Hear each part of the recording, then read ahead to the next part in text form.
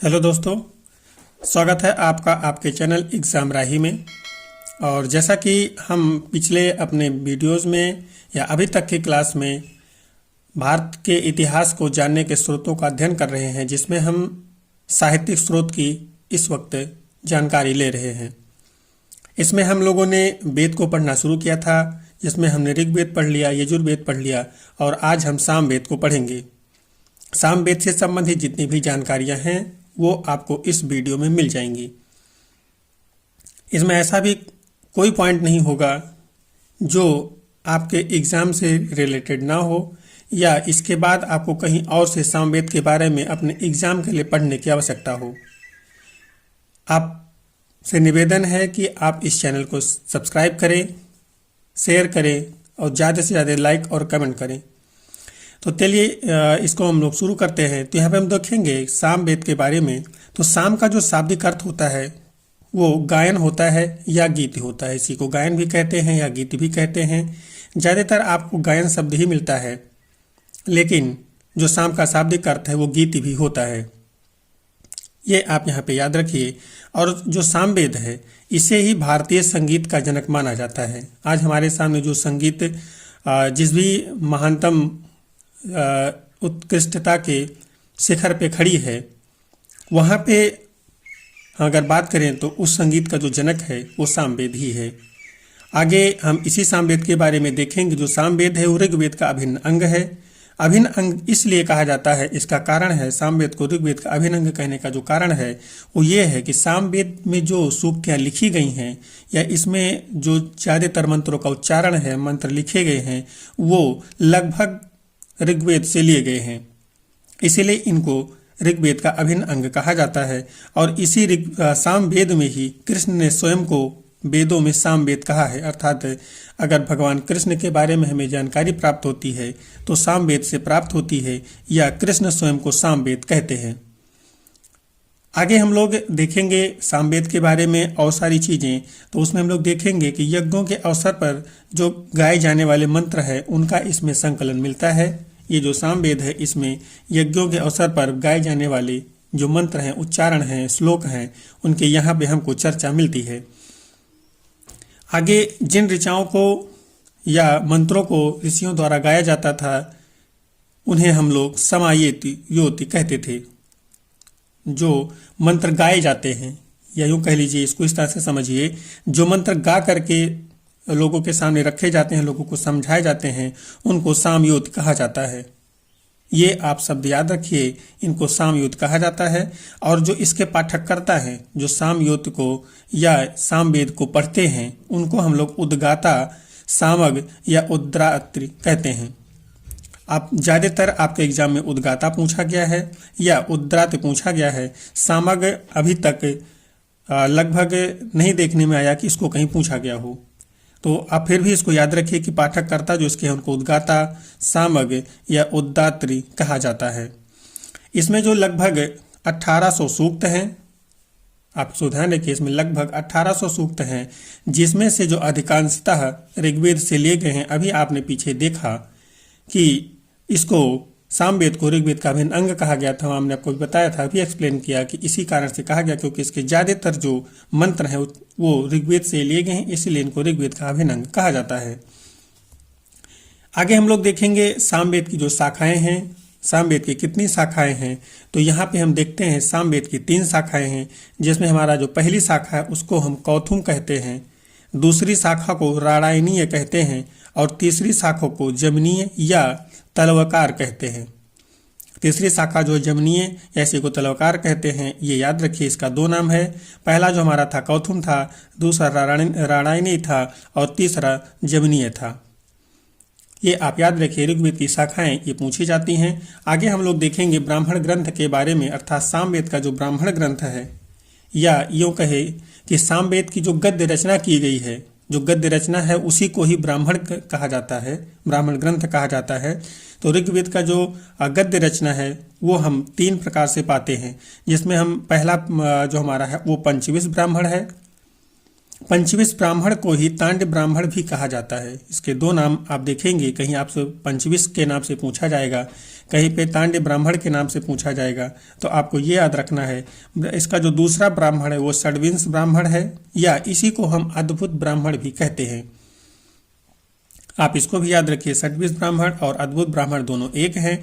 और इसकी जो तीसरी शाखा ग्रंथ है, इसका जो तीसरा ब्राह्मण ग्रंथ है उसको हम जैमिनीय कहते हैं, जैमिनीय ब्राह्मण। तो इस तरह से हमने इसके तीनों ब्राह्मण ग्रंथों को देखा। आगे हम लोग देखेंगे कि इसके उपनिषद कौन से हैं। यहाँ पे थोड़ा सा हम लोग रुकेंगे, आपसे थोड़ी सी बात करें।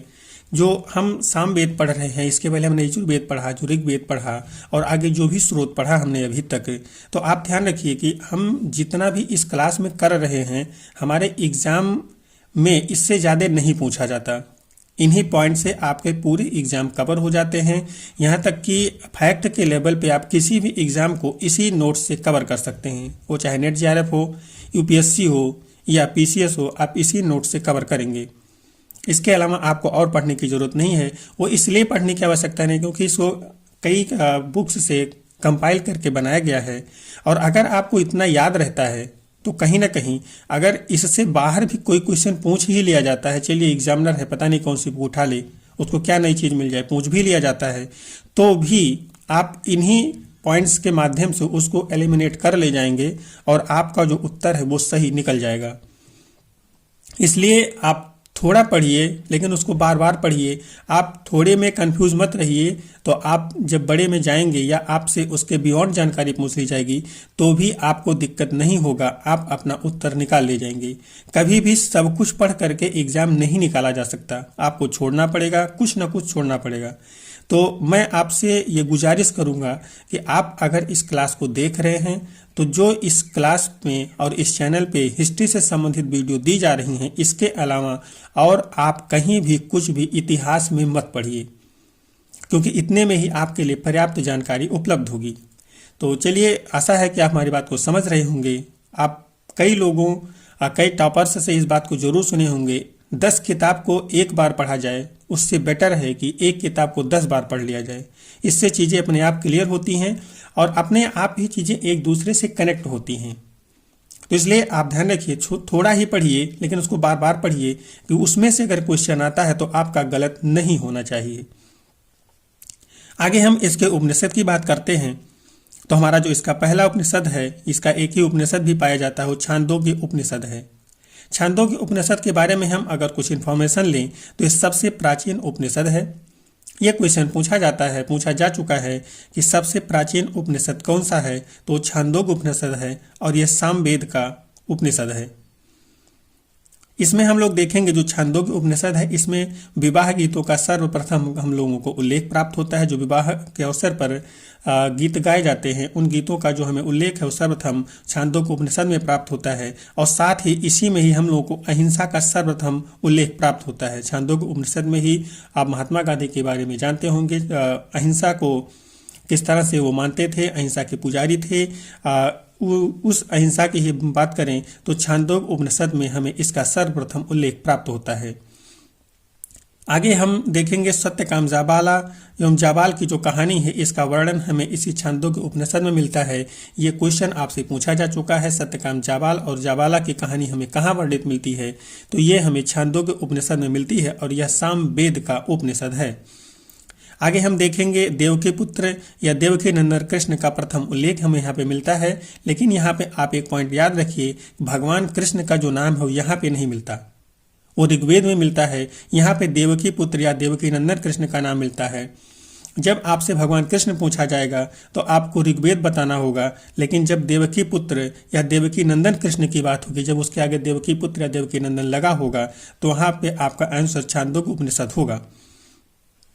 आगे हम देखेंगे जो सामवेद का उपवेद है, उसको हम लोग क्या कहेंगे, तो सामवेद का जो उपवेद है वो गंधर्व वेद है। जो गंधर्व वेद को ही सामवेद का उपवेद कहा जाता है। और जो गंधर्व वेद है यह कला और संगीत से संबंधित है और इसके जो जनक हैं वो नारद हैं। नारद मुनि आप जानते होंगे, इनको कभी न कभी आपने जरूर सुना होगा।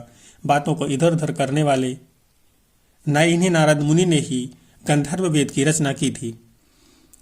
हमने आपको बताया था यहाँ पे, जैसा कि हमने आपके लिए एक एक्स्ट्रा पॉइंट नोट की थी, प्रत्येक वेद की गद्य रचना ही ब्राह्मण है या ब्राह्मण ग्रंथ है। इसको हमने इसलिए नोट किया था कि ये चीज़ें आपसे छूटे ना। कई चीज़ें पढ़ाने के क्रम में छूट जाती हैं, इसलिए छोटी छोटी पॉइंट्स को लिख करके रखना ज़्यादा बेटर होता है कि आपके लिए कोई भी पॉइंट छूटे ना। तो इस तरह से हमने देखा कि सामवेद जो है उसका शाब्दिक अर्थ गायन है, भारतीय संगीत का जनक है, ऋग्वेद का अभिन्न अंग है, और इसके जो पाठक करता है या इसको पढ़ते हैं उनको उद्गाता कहते हैं। जिन मंत्रों को गाया जाता है, गा करके लोगों के सामने रखा जाता है, उनको सामवेद कहा जाता है। इसमें लगभग 1800 सूक्त हैं जो अधिकांशतः ऋग्वेद से लिए गए हैं।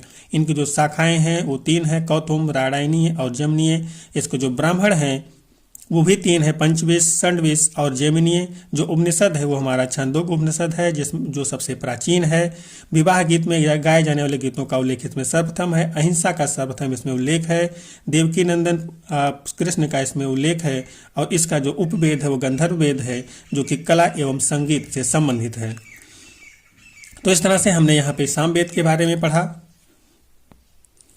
आगे की क्लास में हम इसके लास्ट पार्ट को पढ़ेंगे और हम वेद को तब तक लगभग खत्म कर चुके होंगे। इसके साथ ही आज की क्लास को हम यहाँ पे खत्म करेंगे। मिलेंगे अगली क्लास में, तब तक के लिए जय हिंद।